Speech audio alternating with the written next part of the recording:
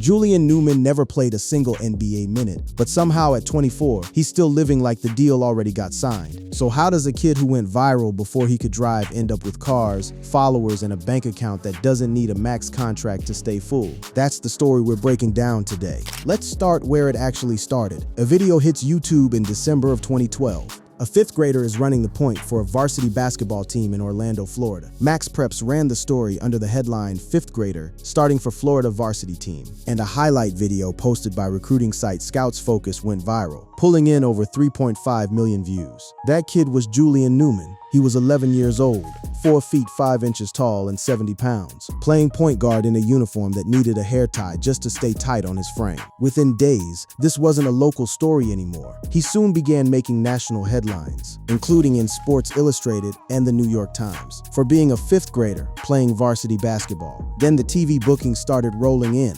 Julian appeared on TV shows like Steve Harvey, The Ellen DeGeneres Show, and Good Morning America. He was even invited to perform at halftime during an Orlando Magic NBA game. Think about that. Before he'd even hit puberty, Julian Newman had already stepped onto an actual NBA floor, just not as a player. By 2013, the moniker had already stuck. Huffington Post called him the best sixth grade basketball player you've ever seen. And a year later, the Tampa Bay Times called him the most marketed 12-year-old basketball player in the world. That word "marketed" is doing a lot of work there, and it's going to matter a lot later in this story. Here's the thing people forget. This wasn't some kid stumbling into virality by accident. At age 3, Newman began showing interest in basketball, and his father Jamie soon had him play with regulation-sized balls and in recreational leagues with older boys. His father trained him rigorously from a young age. Jamie Newman wasn't just dad. He was a point guard himself back at Colonial High School in Orlando. And by the time Julian was going viral, Jamie was working as a history teacher and the head basketball coach at Downey Christian School, the same school where his son was tearing up the varsity lineup as a preteen. This is where the family engine really kicks in, and it's the piece that made Julian's story different from every other Prodigy clip that flames out after one viral moment. Julian wasn't the only Newman kid getting this treatment. His younger sister Jaden began playing varsity basketball for Downey Christian in 3rd grade, drawing national attention and appearing on television programs like The Queen Latifah Show, and was reportedly recruited by the Miami Hurricanes when she was only 9 years old. 2 viral kids, one household, one dad running point on the marketing. That's not luck. That's a business model forming in real time. And fans online picked up on that split reaction fast. The Prodigy camp versus the "this is exploitation" camp. As one commenter summed up the online divide years later, Julian Newman's dad is a problem because he is trying to convince his son that he is something that he is not. A sentiment that's followed the family through basically every stage of this story, from the 5th grade highlight reels all the way to his current college career. By 6th grade, the stats backed some of the hype up. In 6th grade, Julian averaged 17 points per game. That's not nothing for a kid his age playing up multiple grade levels. But the gap between impressive for his age and NBA trajectory is enormous, and it's a gap that would define the next decade of his life. By the time he got to high school proper, the machine was fully built. Julian transferred to a school his father literally founded. He attended Prodigy Prep, and by then Julian was also associated with his family's sports apparel brand Prodigy, with brand merchandise sold at his games. Picture that scene for a second. A teenager playing point guard in a gym where his own family is running a merch table courtside. That's not typical high school basketball. That's a business operating out of a gymnasium. And it wasn't just Julian's family doing this. Around the same time, across the country, another marketed basketball family was building an almost identical playbook. The Ball family, with LaMelo Ball and Big Baller Brand. The two paths would eventually cross before a game between LaMelo's Spire Academy and the Newman's Downey Christian School. Each family set up their merchandise tents for Big Baller Brand and Brand Prodigy, respectively. The game itself almost became secondary. The sales ended up being more competitive than the game, which Spire won 117-80. By senior year, Julian's numbers were legitimately strong for high school ball. In his senior year at Prodigy Prep, he averaged 32.3 points, 6.9 assists, 5.4 rebounds, and 2.8 steals. Those are gaudy stat lines, but stat lines at a small private school his own father coached at were never going to be the thing that got him into the NBA conversation. And that tension, video game numbers on a court his dad controlled, against a total blank in high major recruiting. is where his career started splitting away from the hype train that built him. The story from here isn't really about whether Julian could play. It's about what happens to a kid whose fame outgrew his actual basketball ceiling before he was even a teenager, and what he and his family decided to do about that once the growth spurt that never came finally stopped being a rumor and became a fact. Every prodigy story eventually runs into a wall, and for Julian Newman, that wall had a measurement attached to it. Standing just 5 feet 5 inches, he built a following in the millions before he was old enough to drive. And that height, more than anything else, is the single fact that explains everything that came after. Basketball at the highest level does not care about highlight reels. It cares about whether you can guard someone 6 inches taller, whether you can finish over a 7-footer, whether an NBA front office can picture you holding up physically over an 82-game season. At around 5'7", no major college program came calling. Not one high major offer, not one power conference scholarship. For a kid who'd been on Sports Illustrated's radar before he was a teenager, that silence from college basketball's top tier was deafening. His father spent years insisting the growth spurt was coming, that the game would eventually catch up to the frame. Fans noticed the pattern and started calling it out directly online, with one comment putting it bluntly. Fans remember when he was trying to convince everybody that his growth spurt was on the way. The growth spurt talk became almost its own subplot in the Julian Newman story, a promise that got repeated year after year while the recruiting rankings stayed empty. To be fair to the family, the offers weren't a total zero at every level. In a 2020 interview, Julian's father, Jamie, said his son had received 15 D1 college offers. But there's a difference between a D1 offer from a mid-major program and the kind of blue blood recruitment that turns a viral kid into a household name in actual basketball circles. And even with those offers reportedly on the table, Julian didn't commit to a traditional 4-year college route out of high school. He wanted to play overseas in either Germany, China, Italy, the G League, or Australia, so that he could prepare himself for a path back toward professional basketball. A plan that echoed exactly what other undersized internet-famous guards had tried before him. Here's where it gets interesting though, because the story doesn't end with him disappearing. He recently experienced doubt in his career in professional basketball because of his height, which has become a deciding factor in American basketball pro-level contests. Instead of grinding through G League tryouts and obscurity, Julian pivoted. He bounced through prep basketball and pro workouts, but the brand never fully died. That sentence is the whole story in miniature. The basketball dream stalled out. The brand, the prodigy label, the social following, the reality show residuals kept generating attention regardless of what happened on the court. And for a kid who had been product as much as prospect since he was 11 years old, that meant the machine didn't need him to make the NBA to keep running. Years after the recruiting silence, Julian eventually did land in college basketball, just not at the level anyone predicted back when Sports Illustrated was writing about him.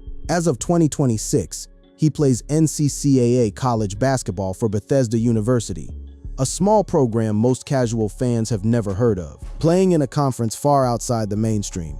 He's listed with the Bethesda Lion Angels in the Southwestern States Intercollegiate Conference. The stat lines from that stage of his career tell their own story. His career high in points at Bethesda came on November 13, 2024, when he scored just 6 points in a road loss to Southern Utah, shooting 3 of 6 from 2-point range, 0 of 6 from 3, and 0 of 3 from the free throw line. That's a rough shooting night from a guy once billed as a scoring prodigy. His career high in assists came days earlier, on November 7, when he dished out just a single assist in a blowout loss to Cal State Bakersfield. Compare that to the numbers he was putting up in high school gyms his own father coached in, and the gap is glaring. It's not that Julian forgot how to play. It's that the level of competition, the size of the athletes guarding him, and the pace of college basketball exposed exactly the limitation everyone flagged when he was still in middle school. The frame simply never caught up to the hype, and fans have been unsparing about it publicly.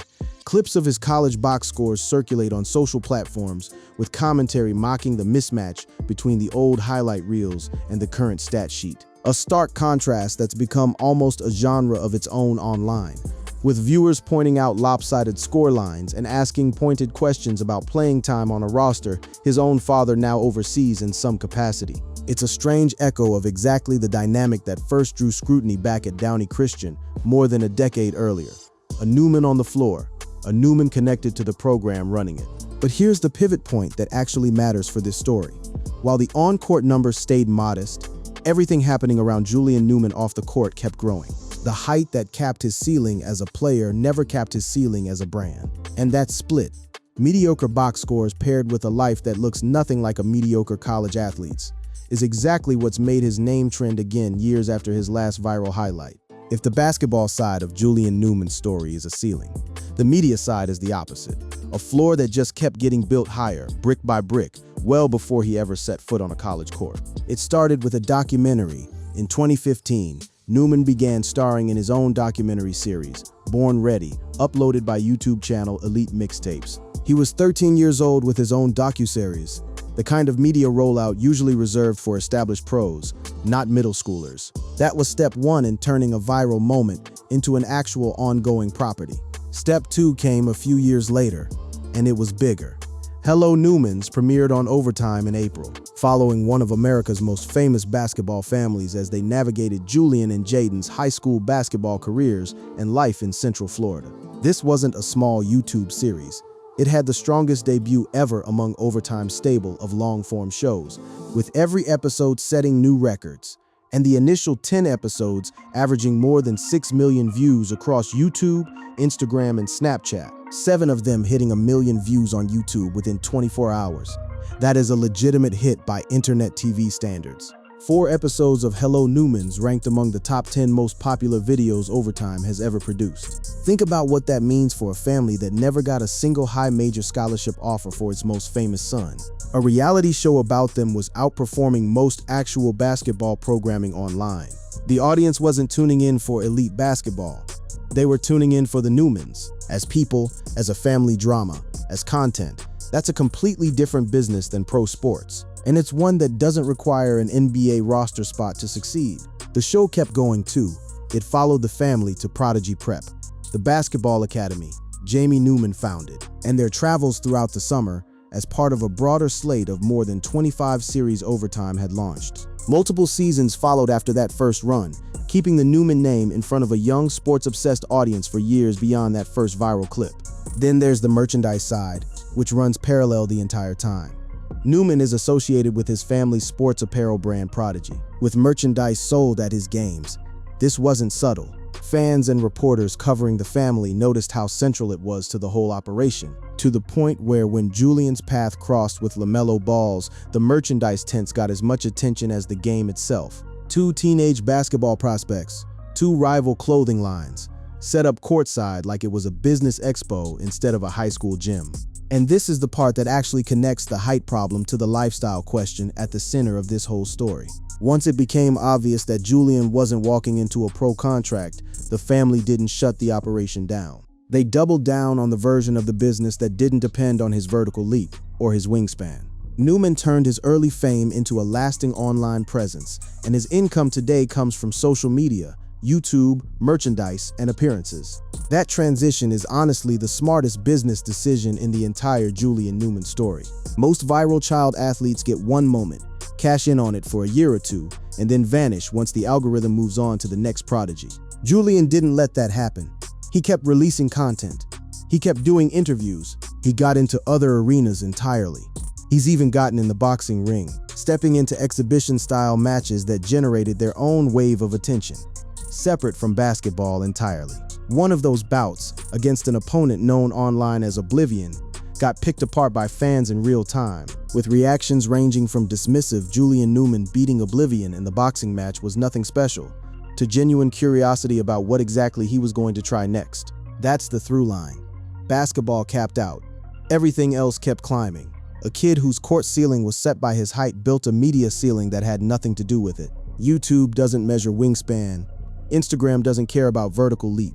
And once Julian and his family figured that out, the entire strategy shifted from get him drafted to keep the audience. That shift is also where the more recent, messier chapters of his story start. The parts that have nothing to do with basketball at all, and everything to do with what happens when a family builds its entire livelihood around staying in the public eye, even when the headlines turn uncomfortable. By the mid-2020s, Julian Newman wasn't trending because of a crossover dribble anymore. He was trending because of his family, specifically because of his sister, and because of how he chose to handle a moment that had nothing to do with basketball at all. Former youth basketball star Julian Newman addressed a leaked sex tape allegedly featuring his sister Jaden Newman in a YouTube video, saying he'd been getting a lot of weird messages from people in his DMs about the alleged footage. This wasn't a small blip.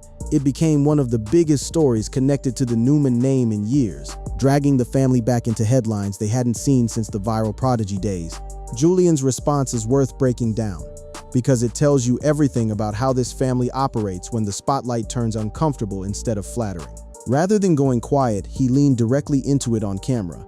He compared his sister Jaden to Kim Kardashian, saying the leak would make her bigger than that, and insisting she wasn't worried about it. In his own words, he said the situation made her more rich, adding, "You going to make her Kim K level bigger than that?" That reaction split the internet instantly. Some viewers thought it was crass to talk about a leak in terms of career upside. Others thought it was honest, that Julian was simply saying out loud what plenty of people in the influencer economy think, but don't say. Either way, the comparison itself tells you how deeply the entire family thinks in terms of brand value rather than just basketball. Even a leak becomes a data point in a monetization conversation. Julian didn't stop there either. He defended his sister, saying ain't her fault, and pointed out she not the only female out there. Everybody famous has been leaked, to be honest, adding it's probably always an ex-boyfriend.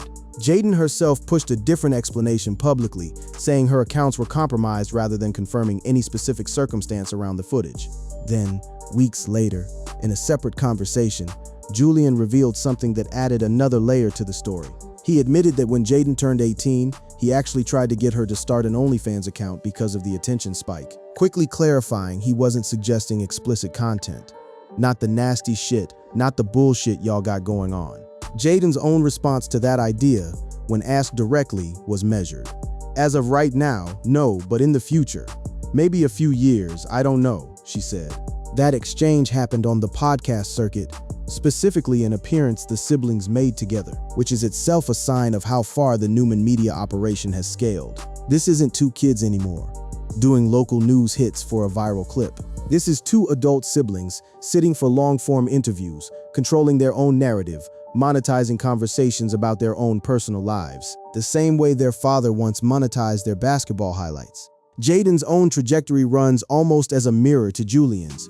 She currently plays for the Cal State Los Angeles Golden Eagles, another program well outside the high major spotlight that once recruited her at age 9. She's built a following of roughly 1.9 million on Instagram and around 800,000 on TikTok, with her net worth estimated around $2 million by outlets tracking her brand.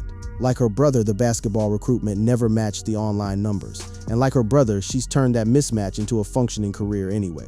Fans watching this unfold have had plenty to say, and the reactions run in every direction.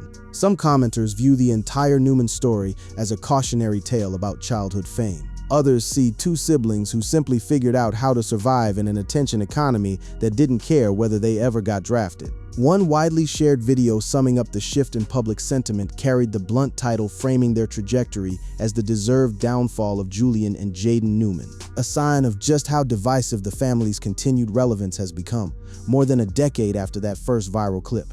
What's undeniable, though, is that none of this, the podcast appearances, the reality show residuals, the ongoing social conversation, required Julian to ever make an NBA roster. If anything, the drama around Jaden's situation generated more mainstream headlines in a matter of weeks than his entire college basketball season did. That's the blueprint the family built, whether by design or by accident. Stay relevant by any means the algorithm rewards, and let the basketball be one storyline among several rather than the only one. That sets up the final piece of this story, what all of that relevance, all those years of content, actually adds up to in dollars. Because at the end of the day, this video isn't really about a jump shot or a sister's leaked video. It's about how a kid who never got a real shot at the league ended up with a lifestyle that, on paper, looks like he did. So here's the number everybody actually clicked for. What is Julian Newman worth? More than a decade after that first viral clip, with 0 NBA contracts to his name. The honest answer is that nobody outside his own accountant knows for certain, and the estimates floating around the internet are all over the map. Newman's net worth is not publicly disclosed, and the numbers that circulate online are third-party estimates rather than verified figures. Celebrity finance sites place it anywhere from about $2 million to $4 million as of 2026, with a handful of outliers citing far higher, none confirmed by Newman or any financial filing. A recent breakdown from Yahoo Sports landed in a similar range, pegging his 2026 net worth as estimated between $2 to $3 million. Other trackers have pushed the number lower, into the low seven figures or even under $1 million, and at least one outlet has floated numbers as high as $10 million, though that figure sits well outside what most trackers estimate. The spread itself tells you something important. What matters more than the exact figure is where any of that money is coming from. The wide spread is itself the story, with no salary to anchor the math. Every site is guessing at the value of an audience. Unlike almost every player his age discussed in wealth terms, Newman monetized attention, not a professional contract, and because he's never signed an NBA or major professional deal, essentially none of his wealth comes from a salary. That's the whole story of this video. Distilled into one sentence, every dollar Julian Newman has ever earned as an adult has come from being watched, not from being drafted. Break down the actual revenue streams, and it reads like a modern influencer's business plan rather than an athlete's. His money comes from sponsored posts on Instagram and YouTube monetization, brand endorsements with sports and lifestyle companies, merchandise sales from his personal brand and apparel, appearances at basketball tournaments, camps and exhibitions, and reality TV and media appearances. None of those line items require a max contract. None of them require him to ever get past the second round of a G League tryout. They require an audience, and Julian has never stopped feeding one. One analytics firm that tracks social-first income streams estimated his Instagram alone could be generating a total annual income of approximately $104,160 to $142,560 across all possible revenue streams, based on a total audience of over 1 million users on that platform. That's just one platform, using a formula built around followers and engagement rather than any confirmed contract. But even as a rough estimate, it shows how a following built over a decade converts into steady income with zero salary attached. Layer YouTube monetization, the Prodigy merch line, appearance fees for camps and tournaments, and the reality show earnings history on top of that Instagram figure. And you start to see how a guy averaging single-digit points in college basketball can still be living a life that looks nothing like a broke college athlete's. This is the entire premise of how influencer economics work in 2026. Audience size, not athletic ceiling, decides the bank account. And Julian's audience has stayed remarkably durable for someone whose viral moment happened when he was 11 years old. Most childhood internet phenomena get forgotten within a couple of years. Julian's name has resurfaced again and again for over a decade. First for the crossover clips, then for the height debates, then for the reality show, then for the sister controversy, then for boxing exhibitions, and now for a fresh wave of where is he now content that keeps his name circulating on platforms like TikTok and YouTube, among a whole new generation of viewers who weren't even old enough to see the original 2012 clip live. That's what real, durable brand value looks like online.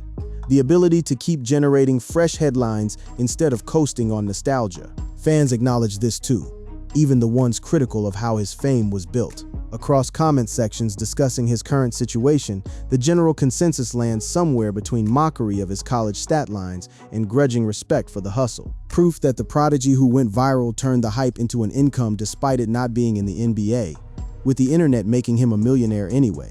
That last part is really the whole answer to the question this video opened with. Julian Newman never got the max contract, never got the shoe deal that comes with a lottery pick, never heard his name called on draft night. What he got instead was something the NBA can't offer most of its own players once their careers end. An audience that's followed him since he was in elementary school.